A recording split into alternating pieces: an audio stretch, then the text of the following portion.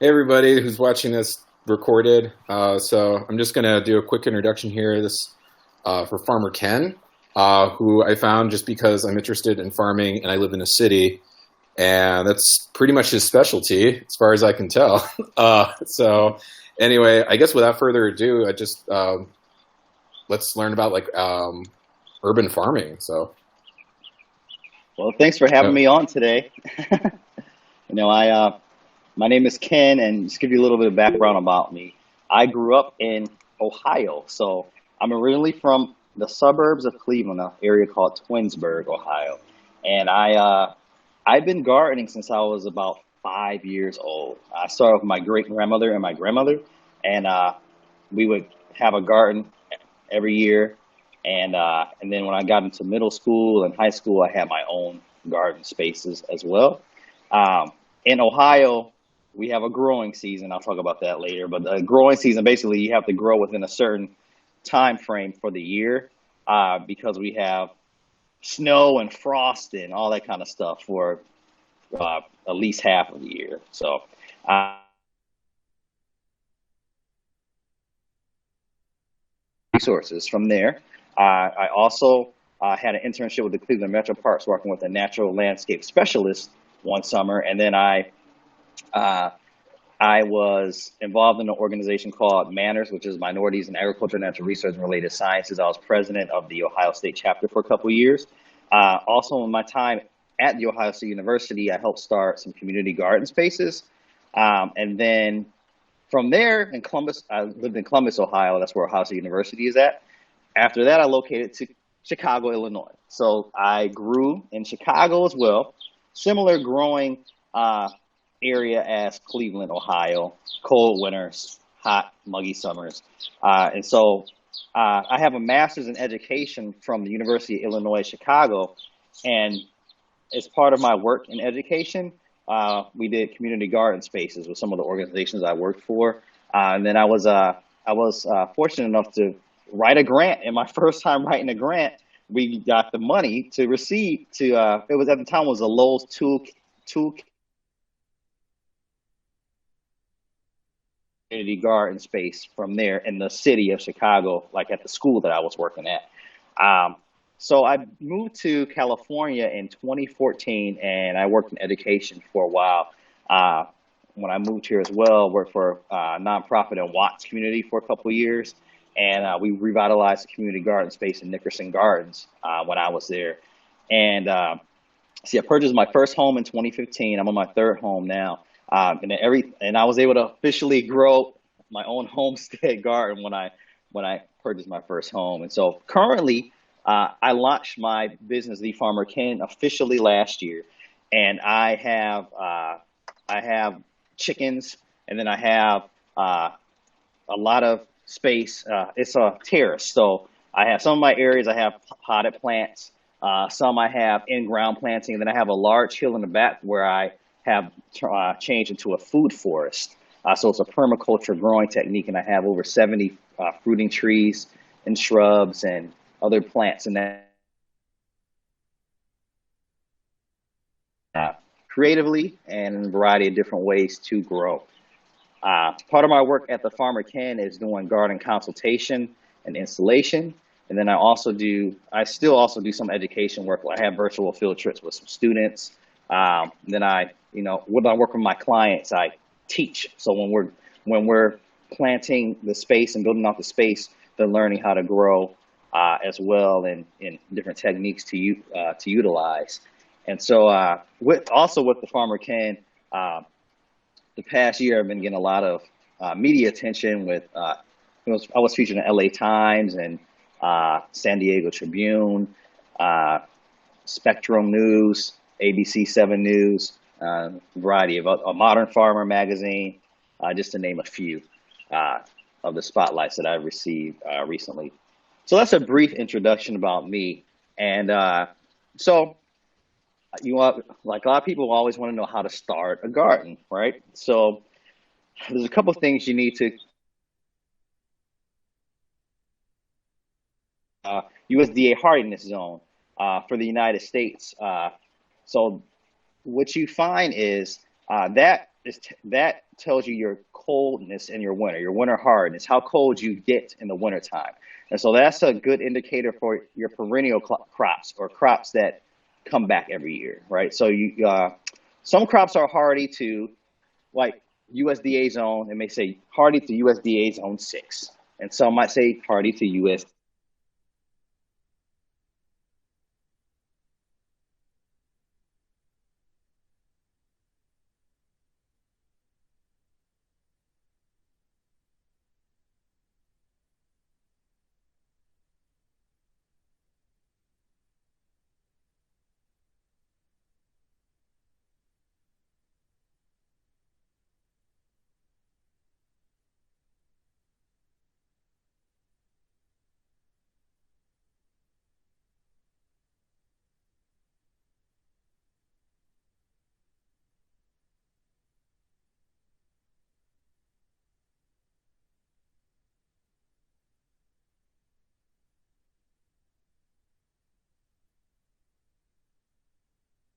Whereas USDA zone 10, you will be around 35 degrees at your lowest for winter temperature.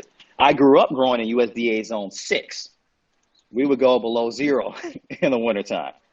So if you're growing perennials, you always want to check on that winter, your USDA zone. And you could check your own USDA zone by just doing a Google search, and then you can type in your zip code, and then your USDA zone will come up. So that's one tip for you for your perennials. Now, also sunset zone is something you need to look into. Sunset zone, I use both sunset zone and USDA zone. USDA zone tailors towards your winter hardiness. Sunset zone tailors towards your microclimate.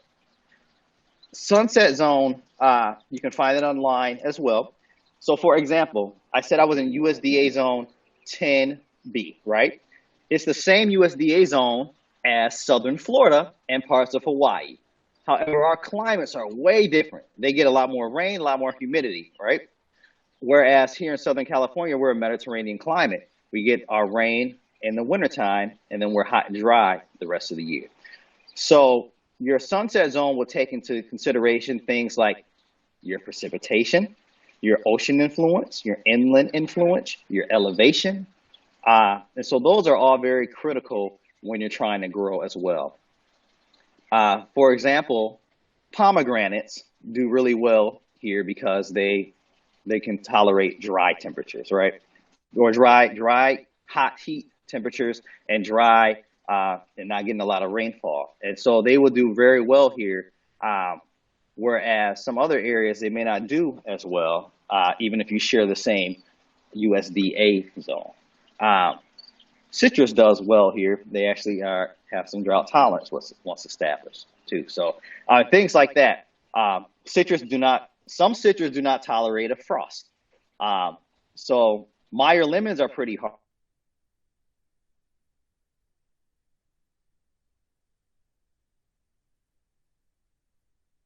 Frost. If you get a mandarin orange tree, they can withstand down to the low 20s and even upper teens for brief periods of time. So then all that comes into consideration when your trees count as perennials too. So your winter hardiness. So it'll say like USDA hardy to 9. So those are some things to consider as well. Now, growing season is something else that you want to consider. You can find this out online as well. And your growing season is a number of days from your last frost to your first frost. And that's your growing time. For example, in Ohio, our growing season was May through October. And sometimes we were lucky we could go to November. So that means you have to grow everything between that time frame. So I couldn't plant my corn until May. I couldn't plant it in March because we still can get snow and freezing rain and sleet and frost and all that kind of stuff, right? So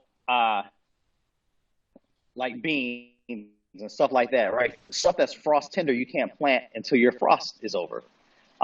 So considering your growing season. In Southern California, a lot of areas we don't have to worry about that. There's some areas where you still have to worry about your growing season. But if you're in a frost-free zone, we can grow year-round. Um, so your growing season is very important as well. And then when you can tailor what seeds you plant based off your growing season. So if you have a shorter growing season, you might want to grow a corn variety that only takes 60 something days to harvest versus a corn variety that takes 90 days to harvest. So you can manipulate your environment and choose what cultivars of vegetables to grow.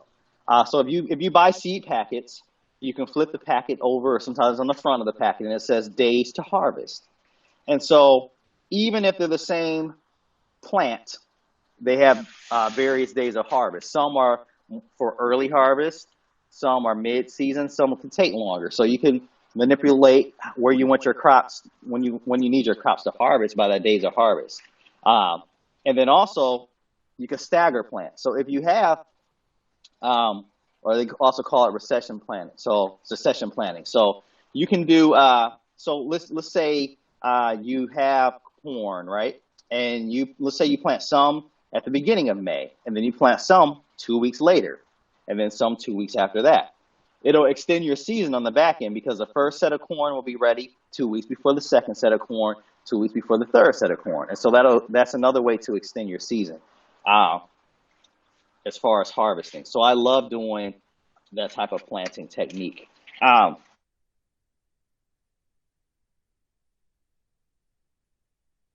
Right? You grow your cool season crops in the wintertime and your warm season crops in the spring and summer. So you might be asking, what are cool season crops? Cool season crops are a lot of your leafy vegetables, like your lettuce, you have your kale, you have your turnips, collards, Swiss chard, spinach, peas are some example of your cool season crops. Some of your cool season crops bolt in heat. So bolting is when they produce flowers and go to seed. So when lettuce starts to bolt, it's nasty, it's bitter, and it's not edible anymore. Mustard greens also bolt after a time. They become very spicy. And when your produce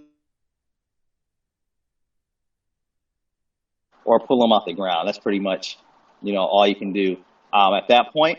There's some plants that, although are cool season crops, they will last year round. Like collard greens is one, and kale is another one, and Swiss chard is another one. So although they're labeled cool season crops, they really last year round. 3 years old and are still producing. I have kale that's 2 years old and still producing, and I have ironically, there's some warm season crops like tomatoes, peppers, and eggplant and I have a squash too, trombone squash, that they're deemed warm season crops, but they overwinter. They survive my winter. So I have some of those crops, like my cherry tomatoes, they're over a year old. I had an eggplant that was 3 years old, still producing, and I have a pepper that's 3 years old and still producing. So the unique thing about frost-free climates is some of these vegetables are biannuals, so they last for more than 1 year. And you don't know, like in a cooler climate where you have a growing season, of course, at the end of the year it dies. But in a warm climate, it will survive and it'll keep producing for you. And so one technique that I do is called the cut and come again technique with crops like kale, lettuce, collard greens, mustards, Swiss chard. And need at the time to harvest and eat, but you leave the center rosette so that it keeps growing and producing.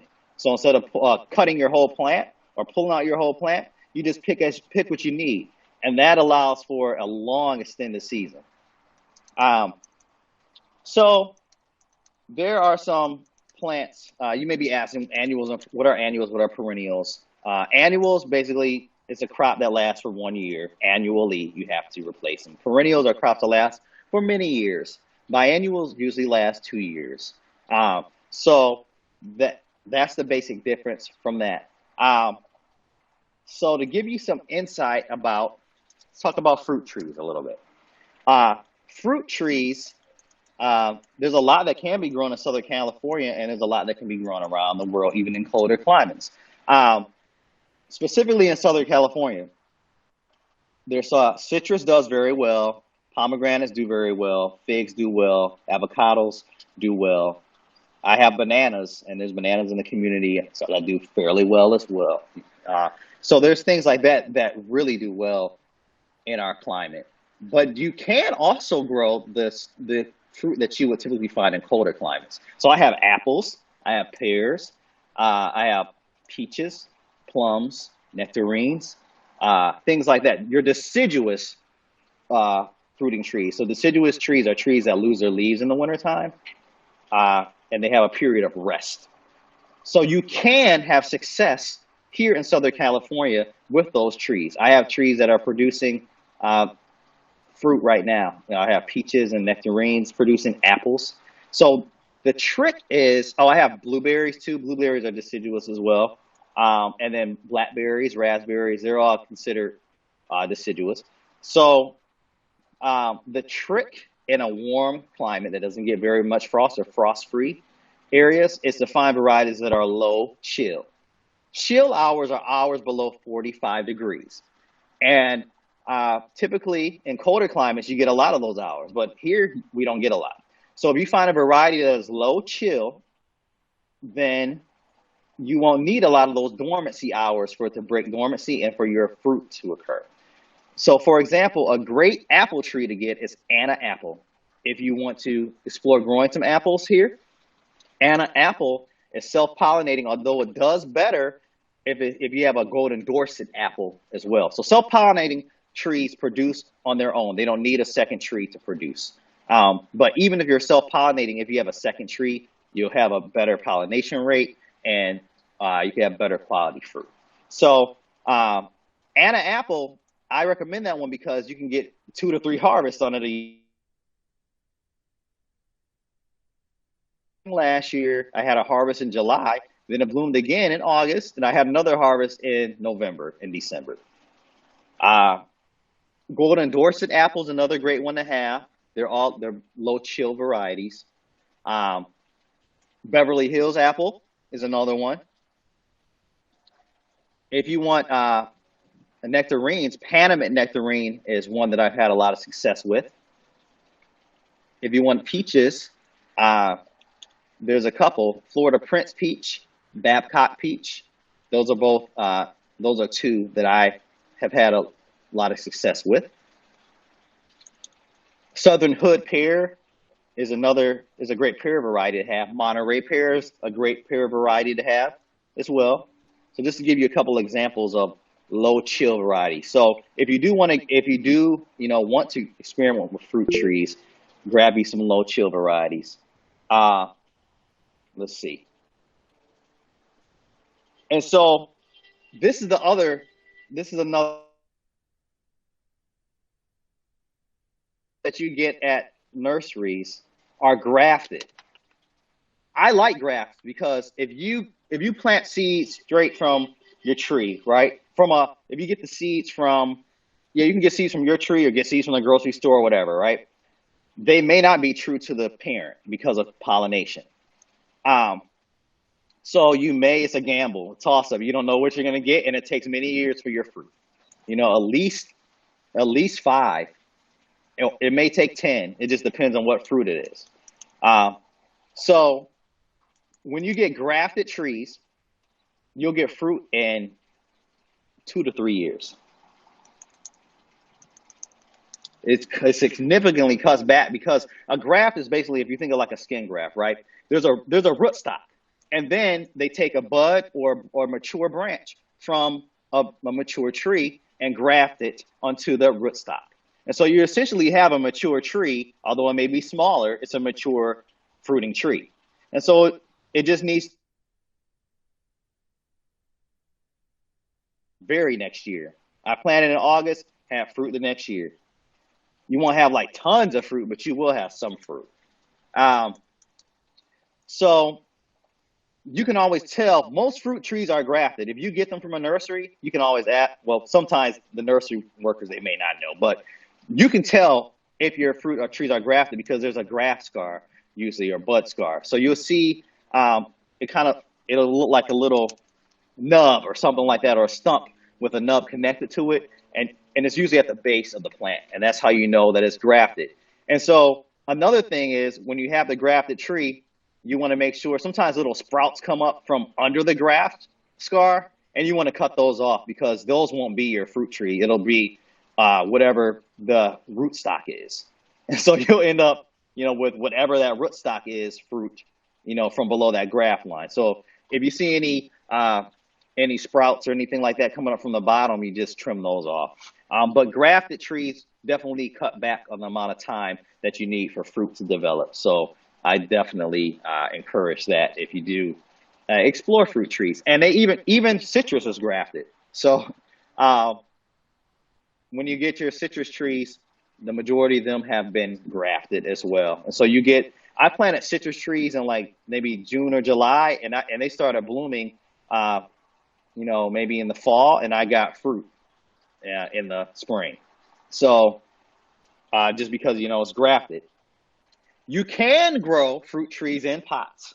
You can, but you need to have ultra dwarf varieties or dwarf varieties to do so. So if you can get your hands on an ultra dwarf variety or a dwarf variety, they do really well. I use half whiskey barrels so that it's a larger pot, but they'll do well. Like the dwarf, they have dwarf Meyer lemons that do really well in pots, for example.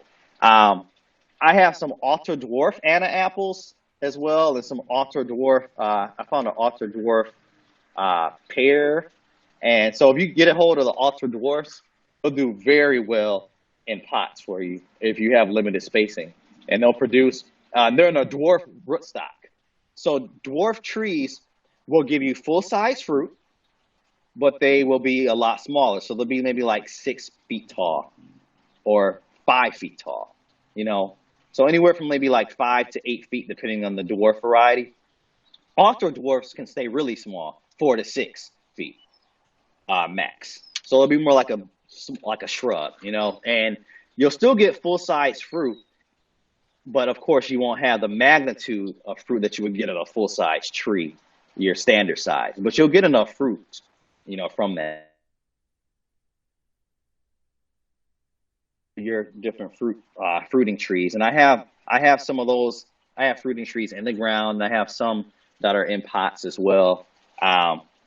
And so I've been exploring that. I've been fortunate enough to grow in the city and grow in the suburbs and everything else in between, and having the years of growing. So it's definitely helped on my growing journey.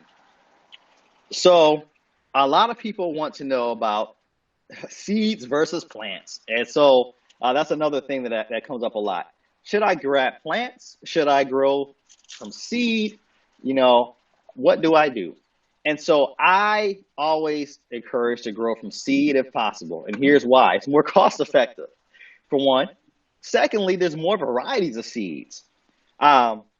There's so many variations of seeds out there online in the stores that you don't find in your grocery store and that you don't find at the nurseries, because they usually just have just more common varieties. And you can't explore all the nice, beautiful varieties possible. It doesn't take that long, and there's a seed mix you could use, seed soil mix, and it's a little bit more airy and fluffy, just to get your seed started. And it's really easy to do. Some things I recommend growing directly in the ground as opposed to starting in like seed trays or small pots and transplanting. I usually recommend, if you can, to grow corn directly in the ground, squash directly in the ground, sunflowers if you can. All your seedlings will go through transplant shock when you transplant them, but some things go through more shock than others. And I've noticed that sometimes squash and melons and corn and sunflowers may go through a little bit more shock. It can be done. You can still transplant. I've had success doing it, but you just have to make sure you give them enough water, and the shock is normal. They'll droop down perk back up, droop down, perk back up. But if you can grow them directly in your space, it doesn't have to be ground. It could be a pot or your container. If you can just grow them in your space directly, as opposed to transplanting them, they'll do better for you. And it'll significantly cut back on the amount of shock that you may experience. You can grow some things from plants, and they'll be fine too, like your tomatoes and peppers and things like that. When I lived in a colder climate, we would start some seedlings a couple weeks before the last frost, 4 to 6 weeks, or either 6 to 8 weeks before the last frost, indoors, like the tomatoes, peppers, eggplant, things like that, just so they would have a jump start when the growing season actually started, and we could put them in the ground. So that's a trick that you do in colder climates for some of your things. You can start them indoors first and then transplant them outside when your growing season officially starts. Let's see. So other than that, getting your seeds, sourcing your seeds, I find my seeds from a variety of places. I look on Etsy. I go to, Lowe's, Home Depot. I search online. MI Gardener is a great one that I like to find some unique seeds from. Baker Seeds is another one. They have a lot of unique varieties. So this year I'm going a lot of unique varieties of squash and a lot of varieties of tomatoes. I have like black tomatoes, purple tomatoes, striped tomatoes, indigo tomatoes. Like I'm trying a lot of different species of squash and tomatoes this year. I found Trombone Squash is one of my favorite squash to grow. They get about this huge. And so I just discovered that squash last year. And if you follow me on Instagram, Trombone Squash on the flyer, it's a very easy one to grow. I just had one vine and I had maybe 15 or 20 squash off of it, and it overwintered. I still have squash in the wintertime, and it's still producing now. So that thing's a year old, and it's still producing squash for me. And so I'm trying a bunch of different squash this year. Like I got some Italian varieties, some other Italian varieties of squash that I'm trying. I got some squash that's very sweet. I have a squash called Sweet Meat that I'm trying this year, for example, Blue Hubbard squash. So what I'm doing this year is I'm in the process of securing more land. I'm very excited about. So I'll be moving a little bit further out from the city, but I'll have an acre of land. And so I'm almost done with the process. So I had to start a lot of my stuff in pots. So I have all my squash planted in pots right now. And then I started a lot of, I probably have like 15 to 20 tomato varieties that I'm also growing, so that they're easy to transport when it's time for me to move. One trick that you could use for starting and for pots, right, is getting a pack of like those solo cups and drilling a small hole in them. Just drill a small hole on the bottom of your solo cup for drainage, and then fill your soil with that and plant your seeds in that. That's a trick to get some small pots, very inexpensive, so you don't have to spend a lot of money buying pots. So you can just use those solo cups, and then you can use them again too. So you can keep using them for a while. I prefer, some people grow in these peat moss trays. I don't like them. Personal preference. I don't like them because eventually they fill up the space, and you need to, you'll have to transplant them. You could put them in the ground directly, right? But sometimes they don't break through this peat moss pot. So when they don't break through the peat moss pot, they just kind of twine around and keep circling around. Pots kind of break up the pot a little bit before you put it in the ground. That way it can kind of the roots can kind of get through there and disperse when they start spreading out. Let's see. I use a lot of varieties for growing. I have whiskey barrels. I have containers. I have self-watering containers. I found some on Amazon, whereas they'll indicate when it's time to water, and there's a water reservoir in the bottom. I also have raised beds. I expanded my garden space out in the back, by putting raised beds on top of the cement and then putting gravel and then straw and then putting the soil on top of that and then planting my plants on, in that soil. And actually my trombone squash that's doing very well is in one of those 8 foot by 2 foot raised beds, and it's only 10 inches deep. Your soil does not have to be very deep with a lot of vegetables. Most vegetables, the roots only go within maybe like 5 to 10 inches of your soil. That deep. So I use raised beds in the ground planting. I have these growth.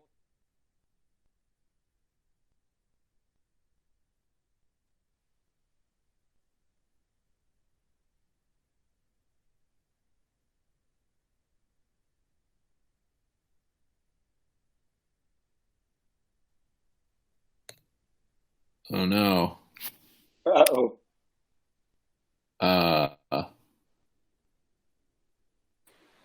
Wait. Seems the internet's not doing too well in Plants vs. Zombies here.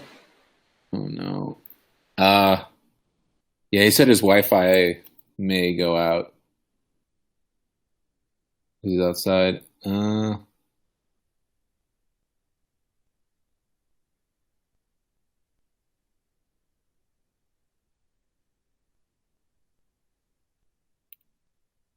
Well, okay. Just give it a minute. Oh, all right. It's probably gonna log back in.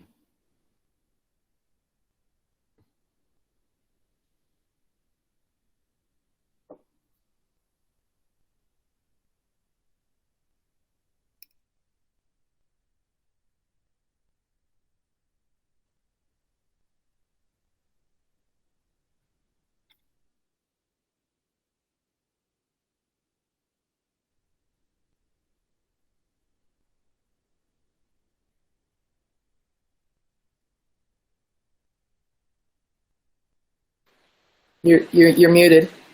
Oh, oops.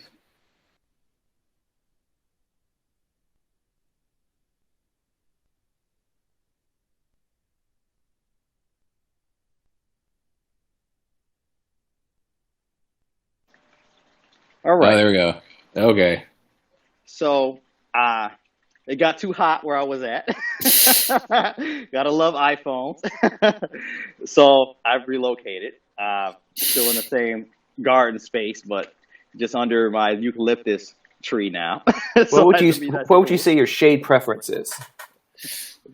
I'm under my lemon eucalyptus. Oh, I was gonna ask you about because you're talking about food forests. Are you doing like intercropping or that like the permaculture thing with the 7 layers or any of that or?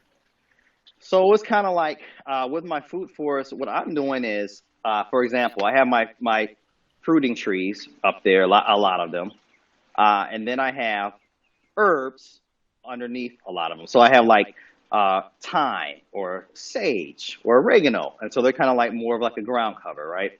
I have some areas that have strawberries as a ground cover. So just different things like that. A lot of my herbs are intertwined with my veggies. I have patches of like bushes. So like I have some blackberries in the little area, or blue basil, or just different things like that. So it's kind of like, I call them kind of like little vignettes in a way. So it's basically mimicking a forest. When you're out in the forest, right, you kind of see everything's not perfectly 10 and 20 feet spaced apart. Like they tell you, like when you're planting trees, space them 10 feet apart. No, you really don't need to. For one thing, you control how large your trees get. Even if it's a standard size tree, you have to prune your fruit trees because you have to keep the shape nice, prune off dead branches, all that kind of stuff. So at the end of the day, you can control how large your trees get. Secondly, you don't need to have them spaced apart like that. They'll do perfectly fine, closely spaced. And then, so I basically just mimic a forest. I have flowers growing in the space too, like marigolds and mountain marigold, and then I have some are dual purpose, like basil. I grow African blue basil. African blue basil, I highly recommend if you're in a frost-free climate, It's a perennial basil, so it lasts for many years. Uh, it's a sterile hybrid. It's a hybrid between basil and camphor basil, and so it has a. You don't have to use as much because it has a stronger taste, but it blooms nonstop year round. The flavor is not decreased from blooming because it doesn't produce seeds, and the honeybees love it. So I have 8 of those bushes throughout my space because I bring in a lot of pollinators, and I disperse them in different areas so that I can bring in the pollinators to pollinate my fruit trees and any other fruiting veggies or fruit or anything else I'm growing. Um, I You can start more from cuttings, so that's how I start more since you can't get seeds. So they're very easy to root. So I start mine. I just take some cuttings from them, put the cutting in a jar of water, and they get roots within like 2 weeks. I let the roots get maybe like 5 inches long, and then I put it in the pot and just go from there. So that's a great one to have. I have lavender in my space in a lot of different areas. Also great for pollinators. Rosemary is great for pollinators when it's blooming as well. So I incorporate all that in the space. So I've seen a lot of I see a lot of butterflies in the space now. I see hummingbirds coming in to visit a lot. Honeybees daily everywhere, and then other solitary bee species, in the space as well. So I definitely utilize that growing technique, and I love it on my back hill. I think what I was telling you about my different areas that I am growing, different types of containers I was using. So they have whiskey barrels. I have a grow tower that I'm using as well. But the issue I have with that is that it dries out quickly. It's like self-watering, but it's like a vertical grow tower with pot. It's kind of like stacked on top of each other, it's kind of like trays of pots in a way. And so I've tried utilizing that, but it dries out too quickly for me. So I think it would do well for like succulents or maybe something that doesn't take that much water, but like things that take a lot of water, it hasn't been too successful with me. But I was experimenting with it to see if I liked it or not. So I think just for my climate here, it may be a little bit too time consuming as far as watering consistently for my needs or what I like doing. So I haven't really utilized it too much lately, but I've seen people that have had success doing having the garden grow tower.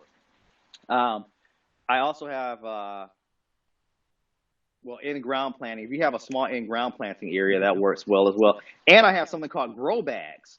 So grow bags, they're either fabric or there's some that are kind of like it's kind of like a tarp material. And grow bags are it's basically a bag, and potatoes in that, carrots do well, onions do well, and it also cuts back on space because you don't need to grow it in the ground. You grow it in the grow bag, and you just water your grow bag, and then they'll produce for you that way. So that's something I'm experimenting with this year. I've seen a lot of people have success with them. No, I'm used to, normally I just grow them in the ground, but I wanted to try different techniques. And so I'm experimenting with both like the tarp fabric and the fabric cloth ones as well to see which ones will be more successful. But I've seen them both be successful by others. I just want to see for myself and experiment and see which one will be the most successful for me. But those are the different areas that I grow in my space. For strawberries, someone asked a question about strawberries. Sometimes there's 2 types. There's everbearing and there's June bearing. June bearing give you one crop at one time. Everbearing give you a crop over an extended period of time through your summer. Strawberries, I have some in part shade because they can burn up in very intense heat. But they do love the sun. So I have some that are part shade. I have some that are well, I guess all of them are in part shade because they get some sun throughout the day. They're I grow them in my understory under a lot of my fruiting trees. So I have some in half whiskey barrels. I have some that are actually growing in the ground, but they like to have moist, like water. So you have to water consistently. That would be my, they don't need a lot of water, but they like to have some moisture, especially to produce nice fruit. And then also, I like getting the ever-bearing variety so that I can have fruit throughout an extended season as opposed to just one large harvest. And so I prefer the ever-bearing varieties. They produce, you don't need a lot of plants because they produce, they spread out. So they'll produce, it kind of looks like an umbilical cord. And then new ones form on that umbilical cord, and it spreads out, and then they plant down in the ground and grow roots, and it keeps going from there. So you don't need many plants for it to spread out, and that's the quickest way that they reproduce. You also can reproduce from seeds too, but all you need is a couple strawberries, and they'll fill up your whole space. Mint is a great one to grow that's drought tolerant once established, but you need to keep that controlled because mint will spread out and take over your whole space if you let it. So if you have it in a pot, you can control it. It's also, if you just want it to grow everywhere, put it in the ground. It'll take over your whole space. I have areas with mint in my food forest because I wanted it to just take over the space. But there's a lot of mint varieties. There's pineapple mint. I have pineapple mint now that I'm growing. I'm selling in my Etsy shop. And to it, and it has beautiful white and green leaves, variegated leaves. Strawberry mint has a hint of berry taste to it. And then I have spearmint, chocolate mint, orange mint. So I've been experimenting growing a bunch of varieties of mint. And mint is also very easy to propagate. All you have to do is take cuttings from a mint plant, put it in a glass of water, give it a couple weeks, and it'll grow roots. And then you just plant those roots in soil, and you got more mint. Basil's also very easy to do that with. All the different basil varieties are easy to do that with. Tomato plants are easy to do that with too. You just take some cuttings from a tomato plant, put it in some water, give it a couple weeks, it'll grow some roots, put it in the pot. You got a new tomato plant. My seeds come from a variety of places. So I get some from Etsy. I get some from M.I. Gardner. They have free shipping, so they're a great one. I get some from Gurney's. Baker Seeds. They have free shipping with orders over $12, I believe. So I try to find unique varieties to source my seeds, and if possible, organic or open pollinated varieties. However, the non-GMO seed variety, marketing ploy they use, you really can't get your hands on GMO seeds because they go to the major corporations that grow there's GMO corn and soybeans and stuff like that. So the non-GMO label they put on these seed packets when you get them is pretty much a marketing ploy. The average consumer can't get a hold of GMO seeds. But basically, I source my seeds from a variety of different places. I go to Home Depot and Lowe's too, right? But they normally have just a typical variety, so I would get some from them. But I just look everywhere to grab my seeds. Now, after I grab my seeds, I source for myself.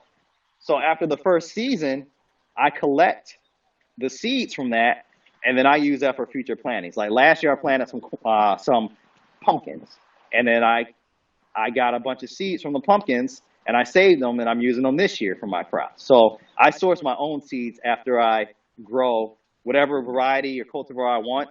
Then for the future ones, I source my own. Now, if you get a hybrid seed that you do purchase, it's probably not going to be true to the parent. The next generation is probably going to be a little different. But yeah, that's how I get my seeds. All right, so I'll open it up to any questions that you guys may have. Oh my God. On the note of, I've currently got basil that's going to flower. How do I get seed from that? You have to wait for it to flower and then produce the seeds afterwards. So you'll see all these pollinators on your basil. So they're pollinating it so that it can produce the seeds, and then you can grab seeds that way. If you want to just start more basil plants, just take some cuttings from your basil plants and stick them in some water, and then you can have cut the flower heads off so it can focus on root development, and then you'll basically have clones of your basil.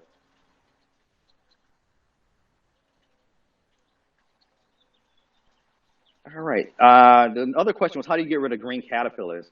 Thank you for mentioning that. I forgot to talk about my pest control methods. I grow organically, so I don't use any pesticides. I use organic methods. So I use neem oil with diluted water as one of my organic methods of pest control.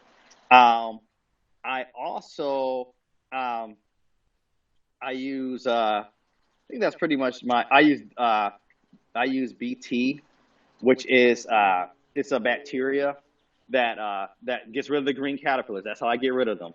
BT. It is natural bacteria that basically the caterpillar, you spray it on your leaves, and it helps. Basically, they eat the leaves, and it messes up the pH in their gut, and then they die from that. But that's a natural method. I also sometimes I just pick them off. If I see little green worms, I pick them off and give them to my chickens. That's another easy way to do it that I've done.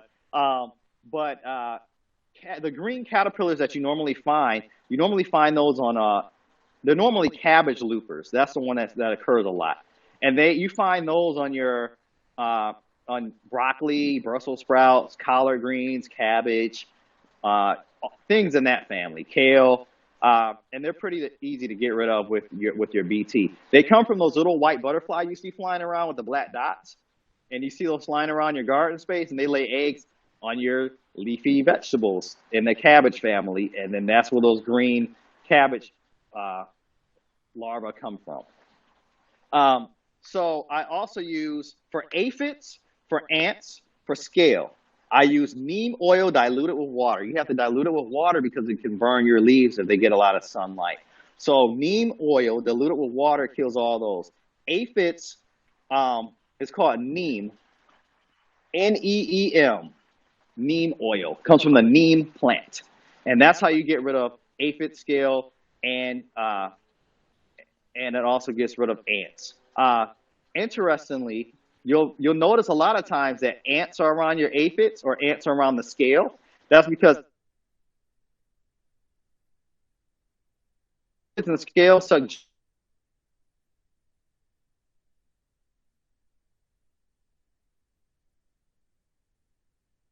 So that's why you find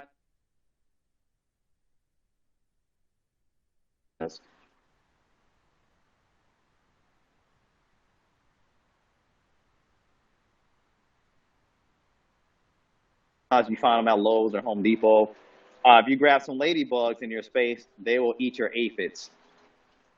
So that's another thing that you can use. As far as things that help your soil, I'm not too sure about peanuts, but I know that legumes do. So like your peas and your beans, if you plant those are nitrogen fixers. So they put these little nodules in the soil that help with nitrogen.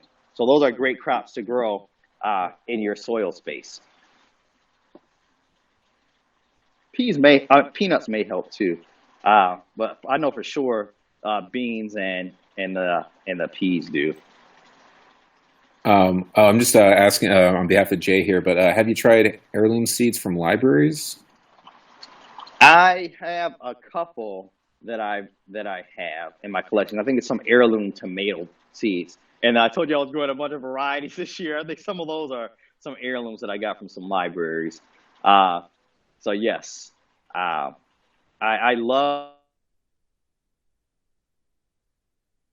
this heirloom variety of watermelon I'm trying. It's called Art Comb watermelon, and it had the fruit's supposed to have a small hook in it. And they say that the seeds were found in the desert Southwest in a pot somewhere, and they germinated. And so that's where these seeds came from. And this is a great one to grow in our climate because they are very adaptive to hot, dry climates. So Art Comb watermelon is a great watermelon that it won't take as much water. It doesn't have the water needs that some of the other watermelon varieties may have. And Black Diamond watermelon is another one that's pretty drought tolerant and heat tolerant. So those are great too. When I was talking about cultivars earlier, you want to try to find cultivars that are adapted to your climate, and that also helps. So if you find heat tolerant varieties, like A heat tolerant variety of tomato is Phoenix tomato, Phoenix Sun tomato, Juliet tomato. I heard it's pretty good with heat. Find different cultivars that are more adaptive to your environment, and that'll help you as well with your gardening journey. Have you worked at all with the UC Extension folks? Because I know that they do a ton all across California. So, UC Extension, Riverside. I think the Riverside one. Okay, so Riverside, this is a unique thing here. They have a citrus program. A citrus, it's like a citrus saving program where they have a lot of varieties of citrus that you cannot find here in California. They got them from all around the world. And so you can actually purchase buds to do your own grafting from them at certain times throughout the year. If you want to get the trees, they only source the trees to 2 nurseries in California. There's one, I think, in the Bay Area, and then there's another one that's, I think, in this, it's called Four Winds Growers, I believe. And so they have, if you go to Four Winds Growers, they have unique citrus varieties that you cannot find anywhere else in California. And so does this other company called Menlo Nurseries. Menlo Nurseries, they do deliveries out here once in a while, but both of those have unique citrus varieties. They get their grafting from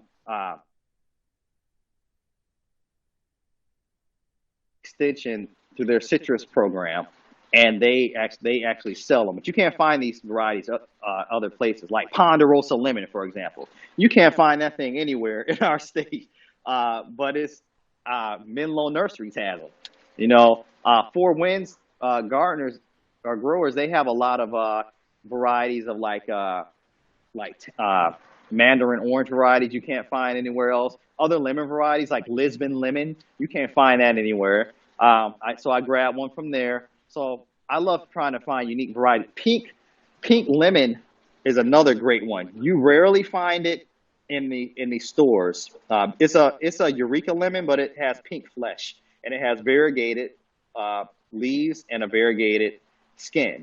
But you know, for example, so I like trying to find unique varieties of things, and those 2 nurseries, if you do want to experiment with some citrus, you can get them from there, or you can contact UC Riverside Extension. They have a whole, like, if you look at their citrus program, if you want to try your hands at grafting, I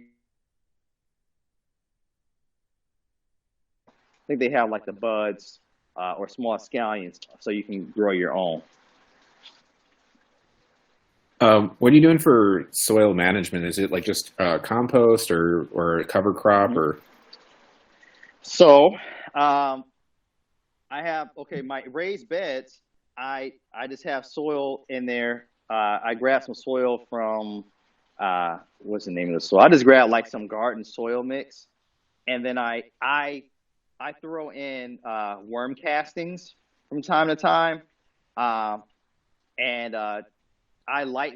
usually just throw in, on top of the existing soil when I'm planting. So I don't do a lot of like turning over of the soil. I just kind of add to the soil. So worm castings is one of the things that I add in. I have chicken manure from my chickens, and I add that in from time to time as well. I add that in my food forest a lot. Like I just sprinkle some chicken manure I have like a compost area on my hill.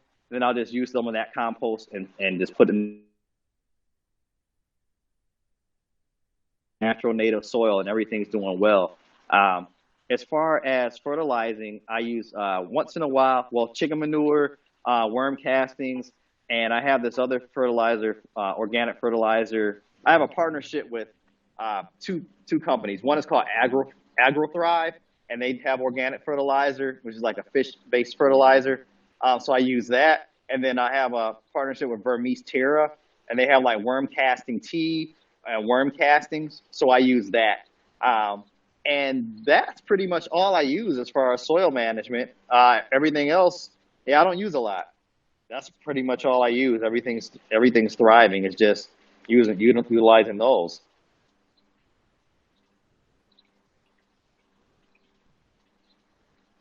Let's see.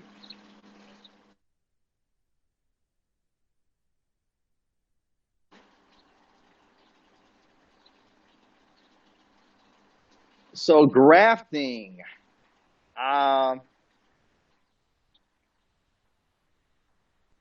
As far as grafting, I've seen people having increased humidity for the graft area, like put them in like a little greenhouse area, uh, or either using like a bag to increase the humidity for the area. I haven't personally, I haven't done grafting yet. It's something I want to get into soon because I have all these unique varieties of citrus, and I want to. Then you can graft from whatever you have growing. You know, if you want to, you have a specific lemon tree you want to grow. You get your citrus rootstock because you can have a rootstock that's I don't know, maybe more resistant to some type of disease, or rootstock that's a dwarf rootstock. And so you just take whatever mature wood or mature bud and graft it onto that desired rootstock.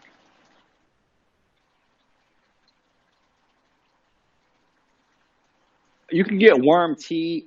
You can get worm tea online, or I get mine from it's called Burmese Terra. That's VERMISTE.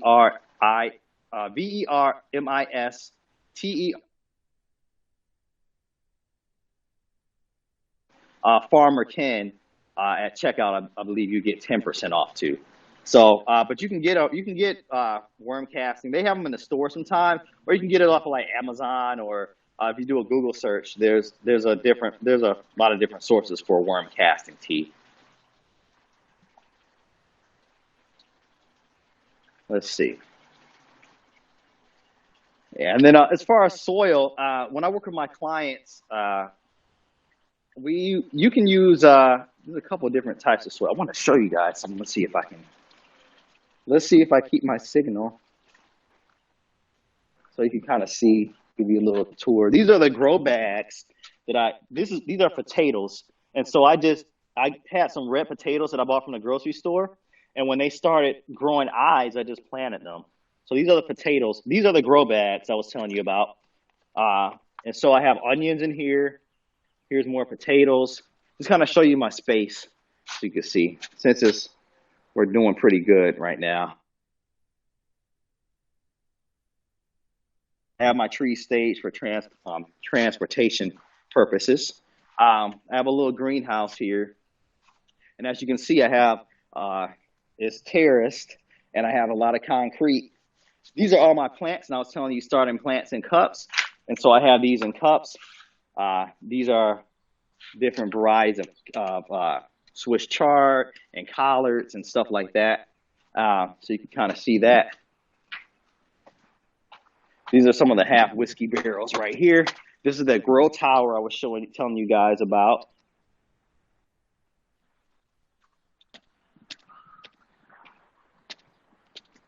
Here's some of the raised beds. Trombone squash forming. They're everywhere. This is my cherry tomato that survived from last year and still producing. So you kind of see the different ways that I'm growing in my space. These are some collards that are method when I just pull off the side leaves as needed and leave the inner rosette so it can still form. This is my lettuce that I have in this self-watering container here. And so I found this on Amazon, and this indicator comes up when it's time to water. Or actually, when it's full, it comes up, and when it's time to water, it goes down. Here's an African blue basil, and it gets huge. And you see I have honeybees everywhere.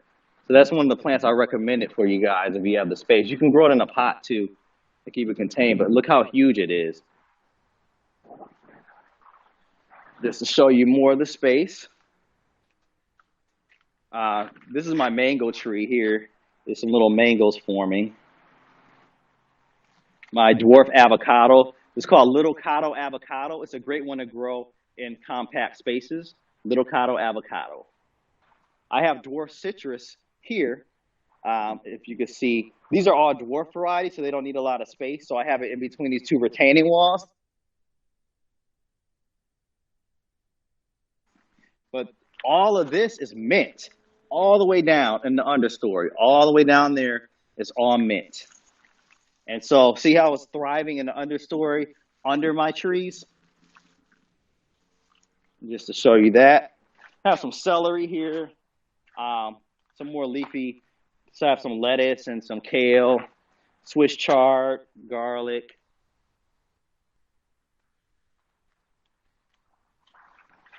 Here's some of the other crops that I've started in pots for transportation purposes when it's time to move. But these are all of my squash that I started, and then I'm going to transplant them.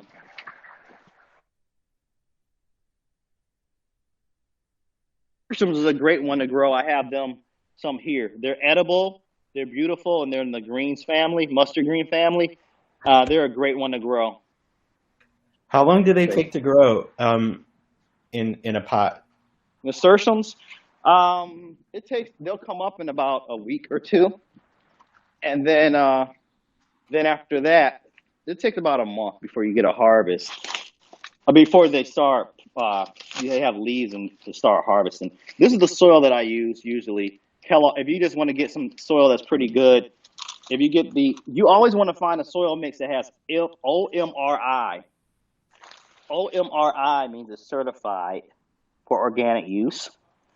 So OMRI is also for your pest control. Look for pest control that have OMRI. That means it's certified for organic use. For any of your planting needs, look for that certification.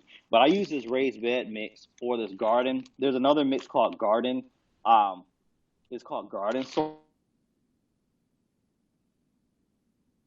It has like bat guano, and it has worm castings, and it has a lot of other organic matter in it. So I just use that, and then I just, that's pretty much. I may add a couple other things in there, but not too much. And this is the soil. There's worms in it, so it's healthy, and that's pretty much what I use. And you notice I just put these on top of the cement, which I was telling you guys. So this is right on top of the cement. And I have this on top of here because when I first plant my seeds, sometimes the birds like to pick up the seedlings. So by putting this hardware cloth on top of this, it protects them until the seedlings get some height. When they start getting a little tougher, the birds don't like them anymore. So I just keep it on for the first couple of weeks. These are radishes. Radishes is a quick, easy crop to grow. It takes about 25 to 35 days for harvest, from seed to harvest. So if you just want to grow a quick crop, radishes are really.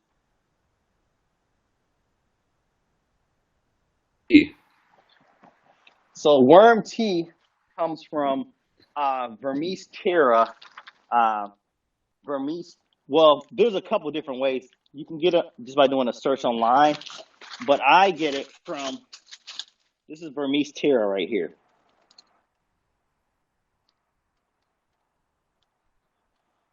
So they have worm casting tea, earthworm casting tea, and I utilize that a lot.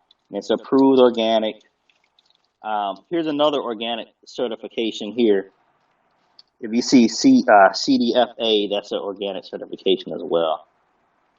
So MORI or CDFA are both organic certifications to utilize.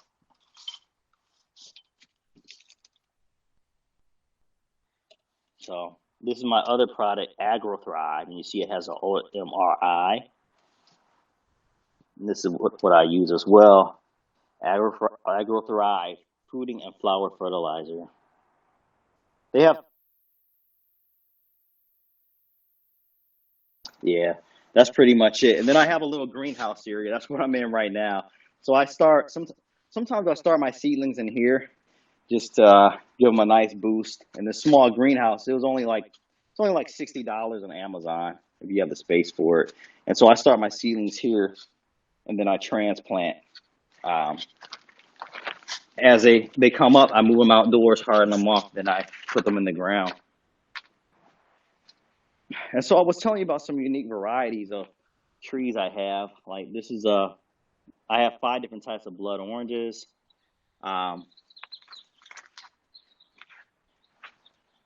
Here's a ponderosa lemon. Here's a Moro Blood Orange, and this is from Menlo Growers I was telling you about. So I try to have a lot of unique varieties. This is a Saturn peach tree, and although so it has a lot of peaches, and they're round peaches. It's a different variety. It's kind of like a round flattened peach, kind of like a donut. And let's bring you back around here so you can see the front space. I have a grapevine trailing. I didn't go up to the food forest because I'll lose signal up there, but this is my other little zen area here. I have a little patio pond I put in. I have more nasturtiums in pots. I have nasturtiums growing everywhere because nasturtiums self-seed. So once you have them once, if you just have them in the ground, they'll come back every cool season in a frost-free area, or they'll come back every year in your spring if you get frost. But I have them growing everywhere. I just kind of let them trail and do their thing in this space. Are there particular nasturtium varieties that you like or dislike? I like the giant nasturtiums. I like them because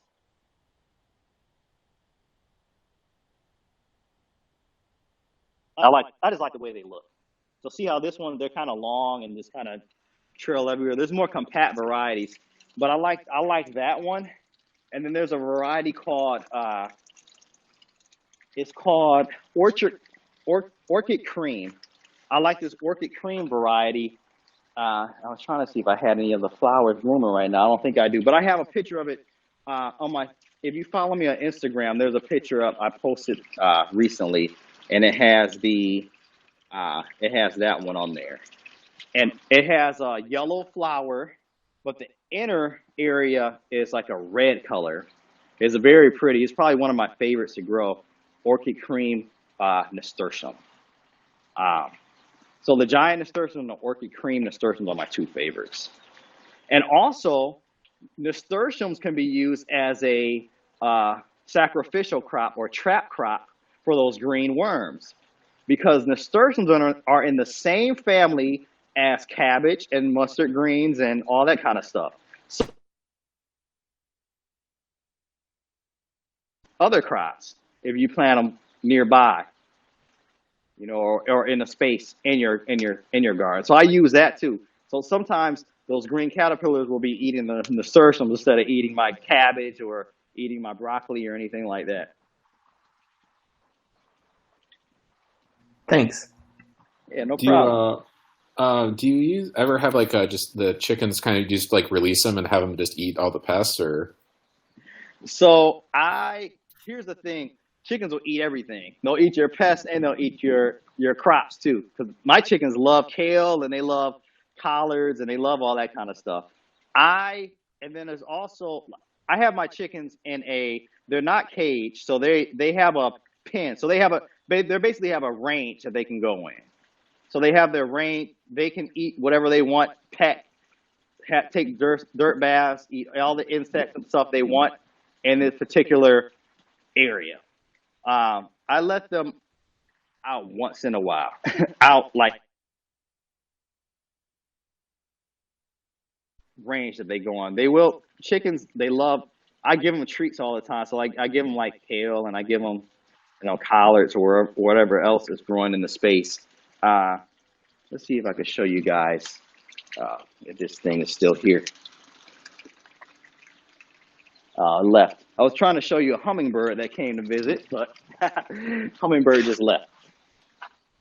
So, yeah. Anyway, I do, sometimes I find grubs in my pot. I have a pot that has a lot of grubs in it for some reason.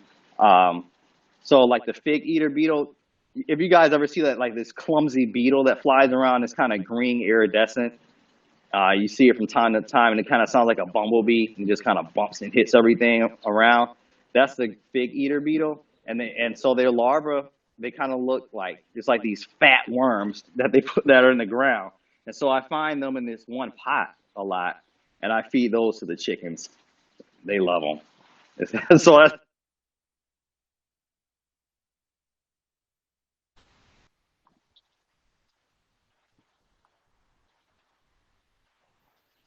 let's see. Are there any more questions? Oh, actually, before I forget, do you have anything that you, any of the stuff you want to like promote or share with the Crash Base list? Like, I can just send out via email, but Okay. like if you have like a GoFundMe or anything like that for your work, or Yeah, so I have a GoFundMe for I'm building community garden spaces.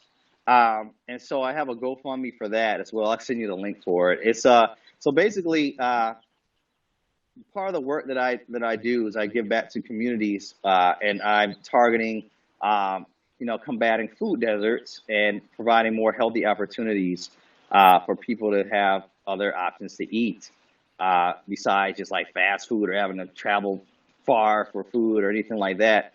Um, and then I have, well, that's my GoFundMe, and I'll be doing a couple of different garden spaces, later on this year for that. And it'll be like pretty much like a community space, shared space, where people can have a little plot of land, and they can, well, they'll have their own raised bed where they can just grow what they want to grow in their raised bed. And then I envision having a space where, people can learn how to grow. I always do a holistic approach. So some of the other community garden spaces we had in the past, what I've done with other organizations, is we had, we would have maybe a chef come in once a week or so every so often to teach a cooking experience. Or, we have health and fitness classes, or develop a cookbook, different things like that, just different resources for the community. So I have that that I'm doing right now, just raising funds so I could do that probably later on this year, maybe later on this summer, build a couple of those spaces as well. And then you guys follow me on Instagram too at Farmer10Official, and I have a lot of content up on there with people, and I do different check-ins and all that kind of stuff. And then you kind of see everything that my problems with pests and my successes, and it's just another. That's probably my main platform that I utilize at the moment. Is my Instagram. I'm on TikTok too. I had a partnership with TikTok where I had to do an education experience this past fall. So I have a TikTok where I have some quick educational tips and tricks on there. If you check that out as well, as Farmer Ken official on there as well. So those are my platforms that I currently utilize. If you guys want to keep in contact or share or have any other questions or follow up. actually, there's someone's wondering if do you need any volunteers for the community gardens? Let's see. Oh, For some reason, I couldn't hear your last question. It was just someone posted in the chat. So, do you ever need volunteers for your community gardens? Uh-oh.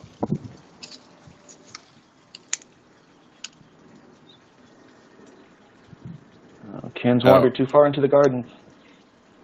Oh. All right. Can you still hear me? Yeah, I can hear you. Can you hear me? No, I guess not. No.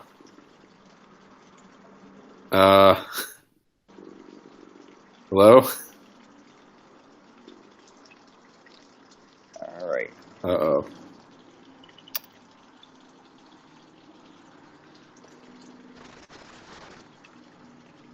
I don't know what's going on with the sound now. Uh-oh. Oh, can you hear me now, or?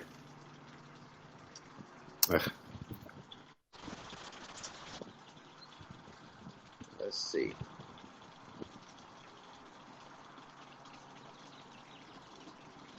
Let's see if there's any more questions this way. I'll respond here.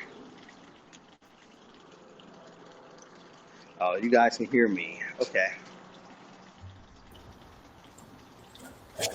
Let's see. I'll answer these. All right, I can hear now. For Okay. some reason, I couldn't hear. Okay, what were you saying? Oh, it's just from the chat. Someone was asking, like, do you ever need volunteers for your community gardens? Yes, I definitely will need volunteers when I roll this out. I certainly will. I definitely need help. There's probably be a couple of different spaces where, we build out some raised beds and then do some planting, and then we'll have some community members, and go from there. So, yes. Okay. I'm glad you able to help. Definitely something I'll be doing, in the next couple months. I'm looking forward to it. Let's see. We have, okay.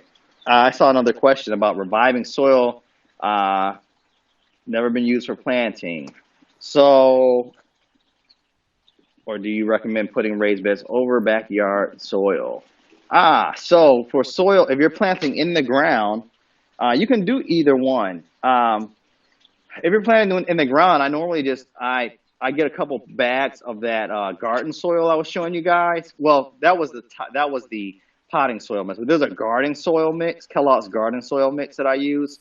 Or you can also just throw in some organic matter, like get some worm castings and use that in your soil.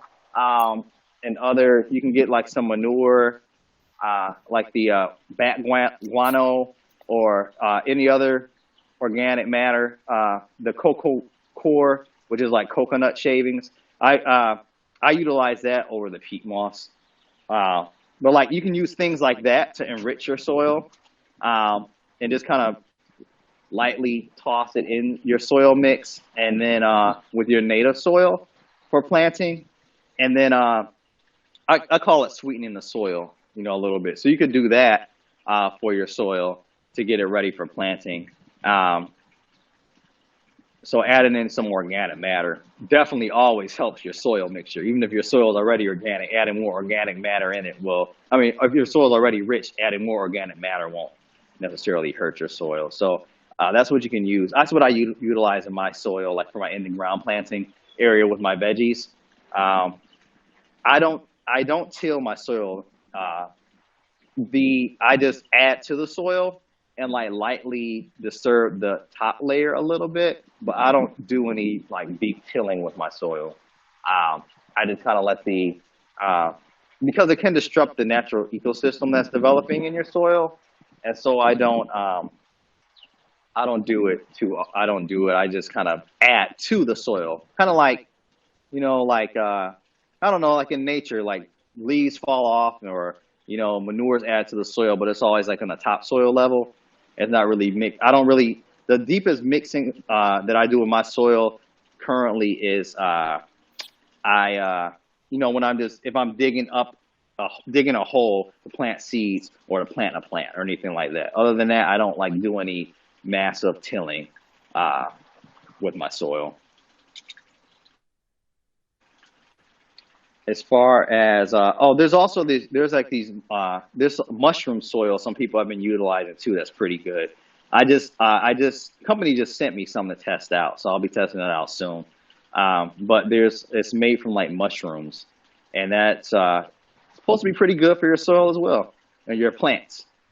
As far as introducing healthy bacteria and nutrients back into your soil. And let's see.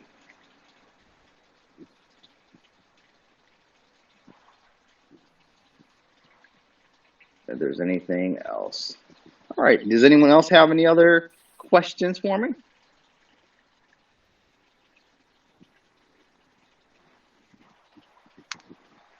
No? I think we're good. Oh my God, Okay. This is so interesting. Thank you. Yeah, thank you. So I'll get some of the links from you to just promote all this stuff. Okay.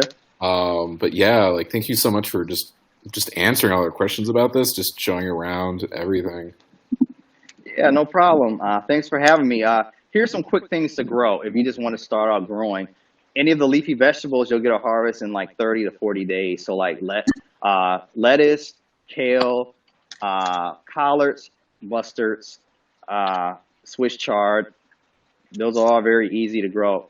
Very easy, quick harvest. Radishes, quick harvest.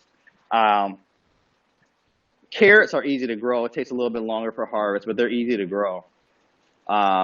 If you're just starting out, I also recommend growing bush beans. Bush beans are compact versions of beans, whereas you can have pole beans or bush beans. Bush beans.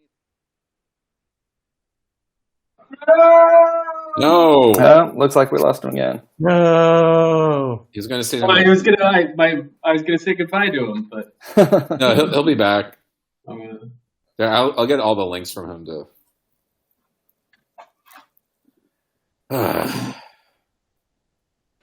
was thinking too, if we find out when he needs volunteers to help set up the gardens, if that pings the list, then maybe folks who are able to can jump in and help out. Yeah, it sounds like we need to get that mesh network done so we can just video chat through the mesh network. Oh, I was proposed to build a time machine to go back to 1996 and prevent the Telecommunications Act of '96 from being written. Oh, okay. That seems awfully complicated. Ambitious. I think it's totally plausible. Just you have to go back and then prevent that law from ever getting written. Please. Perfect. I like the plan. Yes, good plan. I'm obviously, we just need to build the time machine, and that's nobody just does that. Who's got the time machine? That seems a little I'll more be the plausible. volunteer first person to go through. I don't know. That seems a little more plausible than actually getting the law changed now. Okay, well, we're going to try to get Kim back here for final goodbyes, but I think this is probably a good spot to end the recording. Levi, you said you were going to get links up? Yeah, I'm going to get links from him. Oh, hey, I had one question. I don't know if he covered it because I had to step out for a minute. Does he do all of his watering manually, or does he have any watering systems? It seemed like he had some self-watering planters, and then I also just saw he had some stuff that looked like active water flow. But yeah, at least I heard pumps and stuff like that going. I'm just wondering if there are any Arduinos involved. Well, we're gonna have to get him back for another talk, I guess. Brilliant. Okay, thanks everyone for coming. I'm going to stick around for a bit. Hopefully he comes back on. Okay, excellent.